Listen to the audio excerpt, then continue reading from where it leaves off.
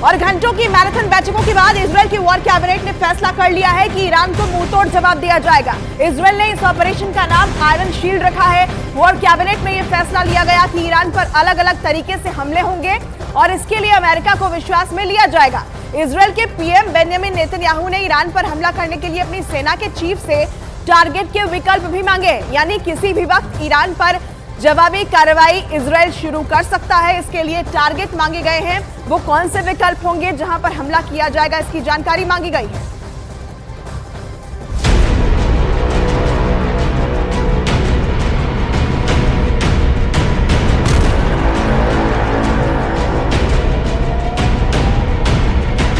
Israel ने तय कर लिया है कि वो ईरान को बख्शेगा नहीं।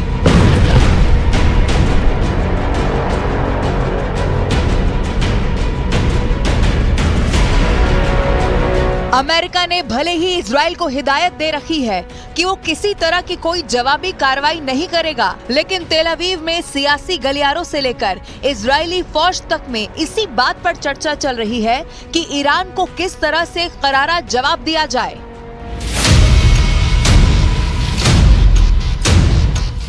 नेतन्याहू का वॉर प्लान रेडी है।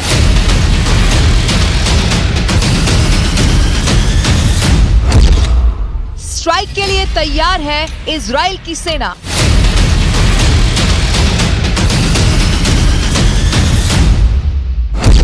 ईरान पर बरसेगी बदले की आग।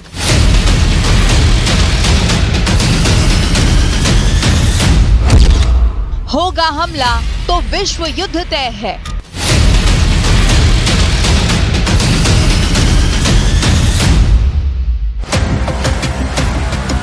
इजराइल की वॉर कैबिनेट ने बड़ा फैसला ले लिया है। ईरान पर हमला होगा और जरूर होगा। इजराइल ऐसे ही इसे खत्म नहीं करने वाला। ईरान ने इजराइल पर सीधा हमला कर दिया है और इजराइल की वॉर कैबिनेट ने यह फैसला कर लिया है कि उसे सबक सिखाने के लिए इजराइल भी सीधा हमला कर देगा और बहुत ही जोरदार हमला करने वाला है।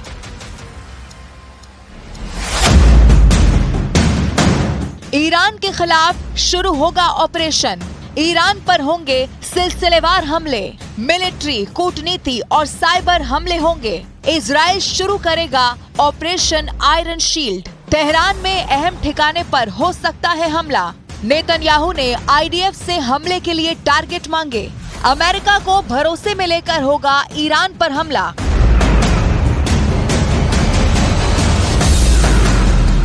ईरान बार बार धमकी दे रहा है कि अगर इजराइल ने आगे कुछ भी किया तो अंजाम बुरा होगा, लेकिन इजराइल को ये पता है कि उसे इस हमले का जवाब जरूर देना होगा और इसीलिए वॉर कैबिनेट में तय हुआ है कि इजराइल ईरान पर हमला करेगा और जिस तरह का हमला इजराइल पर हुआ है उससे भी बड़ा हमला इजराइल ईरान पर कर देगा। इसके लिए प्लानिंग बन चुकी है। इजराइल की सेना के चीफ को ऑपरेशन आयरन शील्ड को मुकम्मल करने के लिए सैन्य कार्रवाई का ब्लूप्रिंट तैयार करने को कह दिया गया है और जाहिर है कि जिस पल ईरान ने इजराइल पर हमला किया उसी पल से आईडीएफ ने ये ब्लूप्रिंट बनाना शुरू कर दिया होगा और अब इस पर एक्शन की बारी है।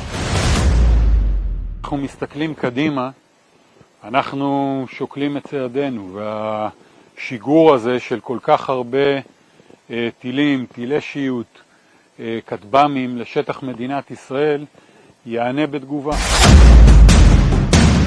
इधर इजराइल लगातार इस चीज पर मंथन कर रहा है कि कैसे ईरान को करारा जवाब दिया जाए और उधर ईरान में इजराइल पर हमले की कार्रवाई का जश्न मनाया जा रहा है। सोमवार को तेहरान में सैकड़ों लोगों ने रैली निकाली।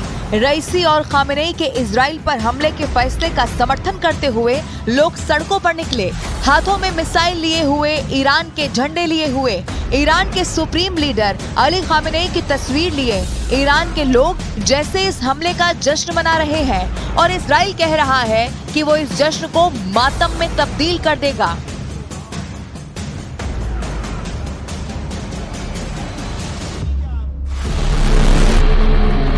कहने को ईरान ने 1 अप्रैल को दमिश्क में हुए उसके दूतावास पर हमले का बदला लेने के लिए इजराइल पर मिसाइलों की बारिश की और यहां तक कह रहा है कि उसका ये ऑपरेशन खत्म हो चुका है, लेकिन साथ में ईरान धमकी दे रहा है कि अगर इजराइल ने इसके जवाब में ईरान की जमीन या विदेश में ईरान के ठिकानों को निशाना बनाया तो वो और भी ज्यादा भयानक हमला कर देगा। और अब इजराइल ने फैसला कर लिया है, ईरान को सबक सिखाने के लिए वो हमला जरूर करेगा। हालांकि इजराइल के प्रधानमंत्री बेन्यामिन नेतन्याहू ने अमेरिका को जवाब देते हुए कह दिया है कि ईरान से पैदा होने वाले खतरों के लिए पूरी दुनिया को साथ खड़ा होना चाहिए। इजराइल के खिलाफ ईरानी हमले को विफल करने में अमेरिका, ब्रिटेन, फ्रांस और अन्य के समर्थन की गहराई से सराहना करता हूं। प्रत्यक्ष रूप से और अपने आतंकियों हमास और दूसरे संगठनों के जरिए ईरान आक्रामकता का पूर्ण पैमाने पर अभियान चला रहा है, जो न केवल इजराइल बल्कि पूरे मध्य पूर्व के लिए खतरा है। अंतर्राष्ट्रीय समुदाय को इस ईरानी आक्रामकता का विरोध करने के लिए एकजुट रहना चाहिए, जिससे विश्व शांति को खतरा है। ईरान ने दावा किया था कि उसने इजराइल पर हमला करने से 72 घंटे पहले ही व्हाइट हाउस को हमले के बारे में बता दिया था। इतना ही नहीं, ईरान ने यह भी दावा किया था कि उसने अपने पड़ोसियों तक को इस हमले की जानकारी दे दी थी, लेकिन पेंटागन ने इसे झूठ करार दे दिया है। We were not given specifics by Iran, and to my knowledge, any specifics in terms of exact times, dates. We obviously have a robust intelligence network that provides indications and warning, but to answer your specific question, no, Iran did not tell us when and where they were going to attack. Iran फिलहाल सिर्फ Israel से ही पंगा नहीं ले रहा है। Iran के supreme leader Khamenei ने अमेरिका को धमकी दे दी है कि वो इसमें ना पड़े, नहीं तो उसे भी अंजाम भुगतना होगा। और इसके साथ ही अमेरिका को लेकर झूठ भी बोला कि अमेरिका को हमले की जानकारी थी। ऐसे में जिस तरह से इजराइल ने ईरान को सबक सिखाने का ब्लूप्रिंट तैयार कर लिया है, तो अमेरिका भी उसके साथ आ सकता है और ऐसे में ईरान को भारी कीमत चुकानी पड़ सकती है।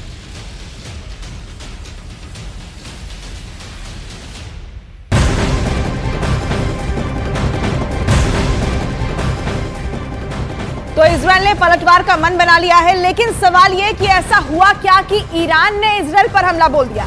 इसे समझिए। इसकी शुरुआत दरअसल होती है 1 अप्रैल से, जब इजराइल के पड़ोसी देश सीरिया की राजधानी दमिश्क में ईरान के कॉन्सुलेट पर एक अटैक हुआ, जिसमें 2 ईरानी जनरल समेत 13 लोगों की मौत हुई। ईरान ने इसे इजराइल का काम बताया और फिर 13 अप्रैल को ईरान की सेना ने एक कार्गो शिप पर कब्जा किया। हार्मूज की खाड़ी में इजराइल से जुड़े इस जहाज को हाईजैक किया गया। 14 अप्रैल को ईरान ने इजराइल पर मिसाइल और ड्रोन से हमला बोल दिया, जिसे अमेरिका, ब्रिटेन और इजराइल ने 99% तक नाकाम कर दिया, यानी कि हवा में ही मिसाइल और ड्रोन को नष्ट कर दिया।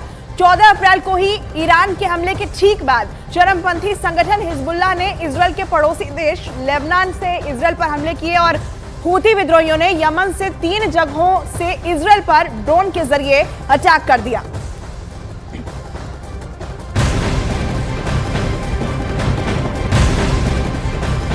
एक और बड़ी जानकारी आपको दे दें, ईरान और इजराइल में भयानक जंग के आसार के बीच ईरान ने सबसे बड़ी धमकी दी है। ईरान ने इशारों में परमाणु बम फोड़ने की धमकी दी है। ईरान के संसदीय राष्ट्रीय सुरक्षा आयोग के अधिकारी ने कहा कि अगर इजराइल ने ईरान पर अटैक किया तो ईरान उस पर अपना ऐसा हथियार दागेगा जिसे उसने आज तक नहीं चलाया, यानी सीधे सीधे परमाणु हमले की धमकी ईरान की तरफ से दी गई है इजराइल को कि अगर इजराइल पलटवार करता है तो ईरान भी चुप नहीं बैठेगा और ऐसे हथियार का इस्तेमाल करेगा जिसे उसने आज तक किसी जंग में इस्तेमाल नहीं किया है।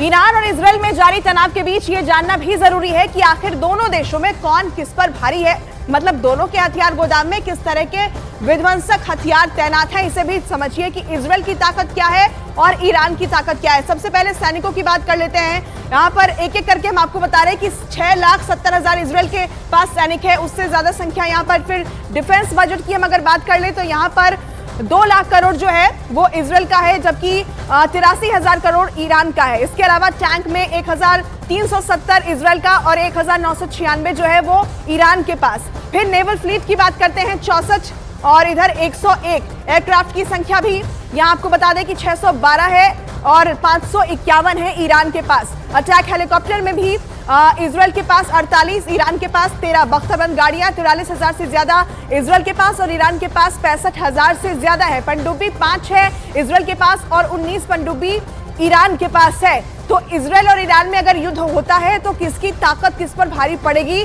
उसे आप इस डेटा के जरिए समझ सकते हैं।